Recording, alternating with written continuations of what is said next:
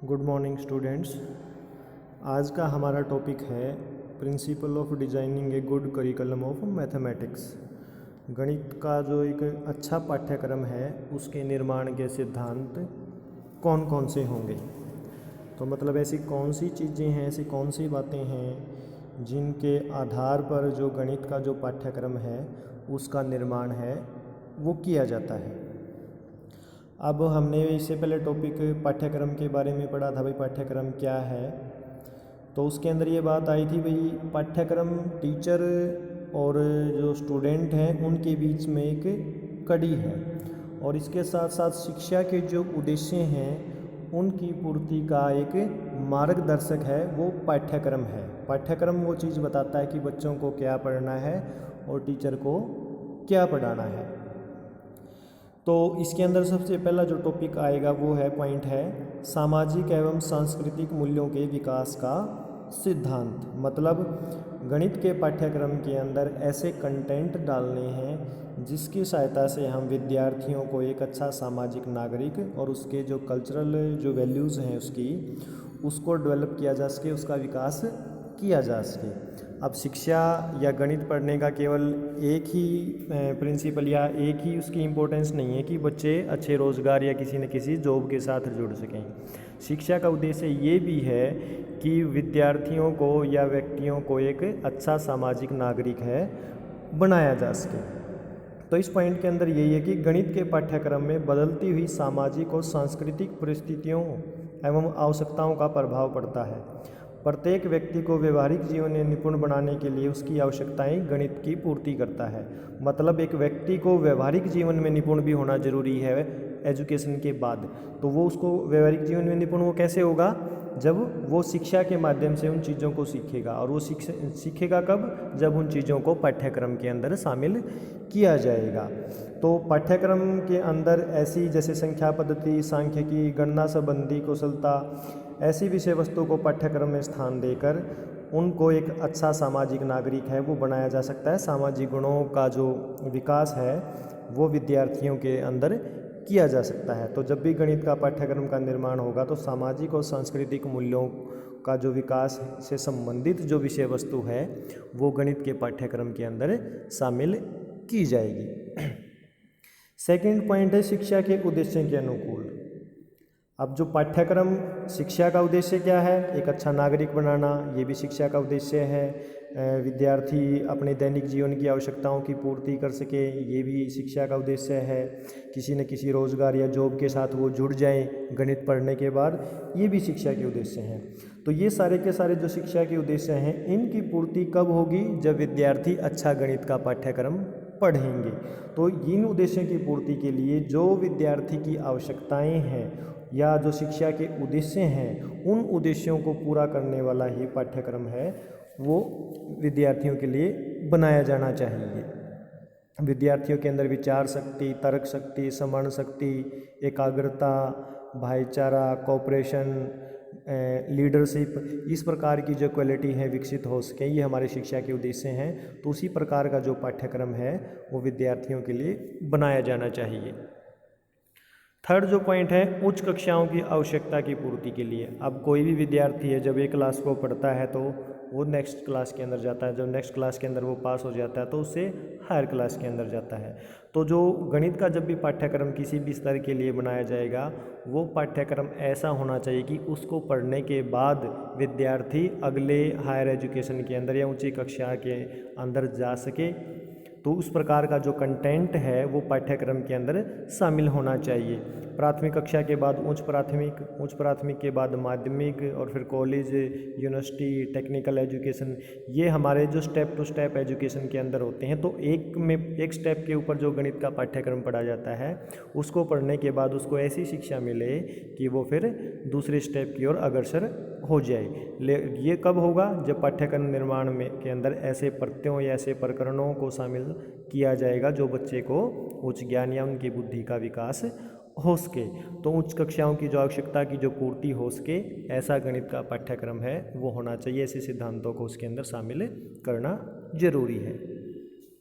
उसके बाद है उपयोगिता का सिद्धांत। गणित का पाठ्यक्रम ऐसा होना चाहिए जो बच्चों के उनके स्वयं और व्यावहारिक जीवन की जो आवश्यकताएं हैं उनकी पूर्ति कर सके या वहाँ पर वो उपयोगी हो सके।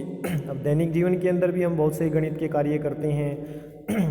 हम अपना खुद का व्यवसाय करते हैं या कोई अपनी दुकान चलाते हैं, तो इस प्रकार की जो चीज़ों के अंदर हमारी हेल्प वो गणित पढ़ने के बाद हो जाए, तो ऐसी चीज़ों को या ऐसे विषय वस्तु को उस गणित के पाठ्यक्रम के अंदर है वो शामिल किया जाना जरूरी है। नेक्स्ट है रचनात्मकता का सिद्धांत, क्रिएटिविटी।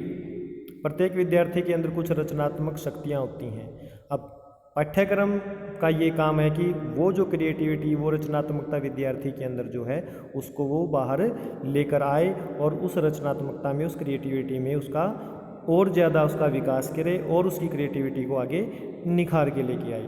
तो ये भी गणित पाठ्यक्रम का सिद्धांत है कि ऐसे कंटेंट, ऐसी विषय वस्तु पाठ्यक्रम के अंदर डालनी है जो विद्यार्थियों की क्रिएटिविटी को और उभारे, उनकी क्रिएटिविटी को आगे लेकर आए, बाहर लेकर आए, या विद्यार्थियों को क्रिएटिव माइंड उनका बनाए।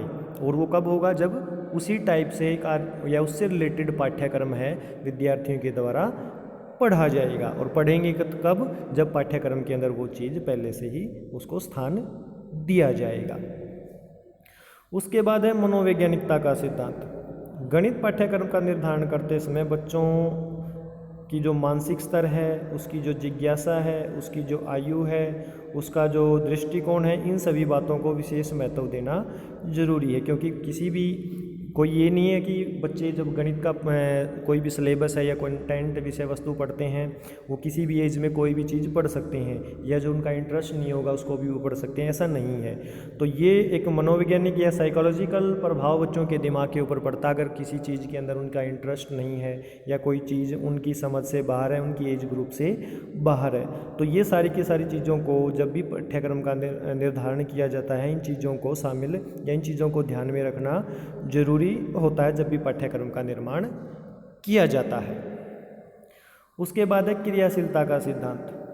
प्राथमिक कक्षाओं में ही क्रियाशीलता पर अधिक बल दिया जाना चाहिए, क्योंकि इस उम्र में बच्चे किताबी ज्ञान की अपेक्षा प्रायोगिक ज्ञान को जल्दी ग्रहण करते हैं। मतलब जो प्राइमरी एजुकेशन होती है हमारी, प्राथमिक या छोटे जो बच्चे होते हैं, आप उनको कोई भी चीज़ बोलकर या लेक्चर मेथड से समझाओगे वो अच्छे ढंग से नहीं समझ पाएंगे।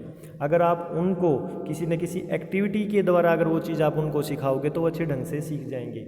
तो इसलिए जब पाठ्यक्रम का निर्माण किया जाएगा ना, तो पाठ्यक्रम के निर्माण के अंदर ही वो विषय वस्तु, वो कंटेंट डालने हैं कि जो बच्चों को क्रिएटिविटी बनाए या क्रियाशीलता के साथ ही उनको सिखाया जाए। तो ऐसे कंटेंट अगर पाठ्यक्रम के अंदर शामिल होंगे तो टीचर उनको क्रिया के साथ ही, एक्टिविटी के साथ ही उनको वो चीज़ सिखाएगा, और फिर विद्यार्थी उसको रटने की बजाय उसको सीखने की, उसको समझने की, प्रैक्टिकली उसको करके देखेंगे और उनको वो चीज़ अच्छे से समझ में आ जाएगी। इससे उनका इंटरेस्ट भी बनेगा और उनका जो एक सहयोग है या एक उनका जो जिज्ञासा है उस चीज़ को सीखने की, वो भी उनकी बनी रहेगी। लेकिन वो तब होगा जब एक्टिविटी बेस है, बच्चों की लर्निंग है वो होगी। उसके बाद है लचीलेपन का सिद्धांत, फ्लेक्सिबिलिटी। समाज परिवर्तनशील है और विद्यालय समाज का एक प्रतिबिंब है। समाज के अंदर जिन चीज़ों की आवश्यकता होती है, विद्यालय करिकुलम सिलेबस के माध्यम से वो चीज़ें विद्यार्थियों को सिखाता है और फिर विद्यार्थी उसी समाज में जाकर उसी प्रकार का व्यवहार है वो करते हैं।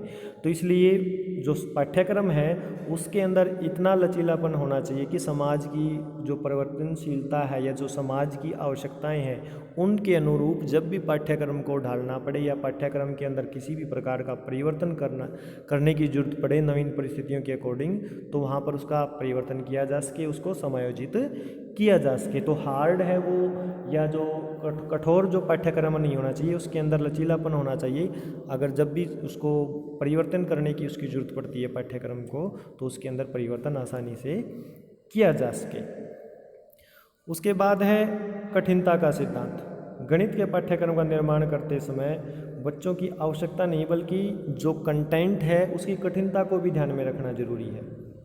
अब प्रत्येक बच्चे का कुछ इंटरेस्ट है, उसका कुछ एज ग्रुप है, उसका कुछ आईक्यू है। अगर कम आईक्यू वाले जो कम बुद्धि लब्धा बच्चे हैं जो, उनको अगर आप मुश्किल सिलेबस या कठिन विषय वस्तु उनको पढ़ाओगे तो उनका इंटरेस्ट उसकी ओर नहीं बनेगा।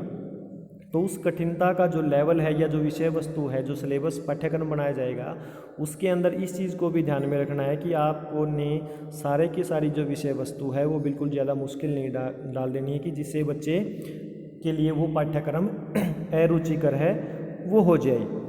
तो पाठ्यक्रम के अंदर कठिनता के स्तर को ध्यान में बहुत रखना जरूरी है कि उसके अंदर थोड़े से आसान कंटेंट भी डाले जाएं जो बच्चों की रुचि मैथ की ओर बनाए, और फिर धीरे धीरे आप उसके स्तर को कठिनाई की ओर ले जा सकते हैं। तो इस प्रकार से कठिनता का जो स्तर है, उस सिद्धांत है, उसको भी ध्यान में रखना जरूरी है। लेकिन इसका मतलब ये नहीं कि आप बिल्कुल पाठ्यक्रम को आसान बना दो। तो लेकिन उससे क्या होगा, जो ज़्यादा IQ वाले जो इंटेलिजेंट बच्चे हैं उनके लिए वो अरुचिकर हो जाएगा, उनको मज़ा नहीं आएगा कि बिल्कुल आसान सी चीज़ें, इसको पढ़ने से क्या फ़ायदा होगा। तो इसके अंदर क्या है, उपयोगिता के अनुसार होना चाहिए, उपयोगिता भी हो, कठिनाई का स्तर भी हो। जो कम IQ वाले बच्चे हैं उनकी भी रुचि बन जाए या वो भी इसको पढ़ पाएँ, और जो ज़्यादा IQ वाले जो इंटेलिजेंट बच्चे हैं, सुपीरियर जो बच्चे हैं, उनकी भी रुचि पाठ्यक्रम के अंदर बनी रहे। इस प्रकार के जो कठिनाई का जो स्तर है वो पाठ्यक्रम निर्धारण के समय होना चाहिए। लास्ट पॉइंट है सहसंबंध का सिद्धांत। इसके अंदर क्या है कि गणित के अभाव में किसी भी क्षेत्र या किसी भी विषय की प्रगति नहीं है। मतलब गणित है वो जितने भी अन्य जो सब्जेक्ट हैं, विषय हैं, उनके साथ जुड़ा हुआ है, और उन्हीं गणित की सहायता से ही उन विषयों की समझ या उनकी जो समस्या है, उनकी समस्या का समाधान है वो हो सकता है। तो गणित के पाठ्यक्रम को अन्य सभी विषयों तथा दैनिक क्रियाओं से संबंधित करके ही उसका निर्माण है, पाठ्यक्रम का निर्माण है वो किया जाना चाहिए। तभी इसकी जो उपयोगिता है वो पूरी हो पाएगी गणित की। तो ये सारे के सारे वो पॉइंट थे जब भी किसी भी स्तर का, चाहे वो प्राइमरी एजुकेशन हो, चाहे हायर हो, चाहे वो सीनियर सेकेंडरी लेवल हो, उसका जब भी पाठ्यक्रम निर्माण किया जाएगा तो इन चीज़ों को ध्यान में रखना है। इन सिद्धांतों को फॉलो करते हुए गणित का जो पाठ्यक्रम है उसका निर्माण किया जाना चाहिए। तो ये आज का हमारा टॉपिक था। नेक्स्ट टॉपिक नेक्स्ट क्लास के अंदर।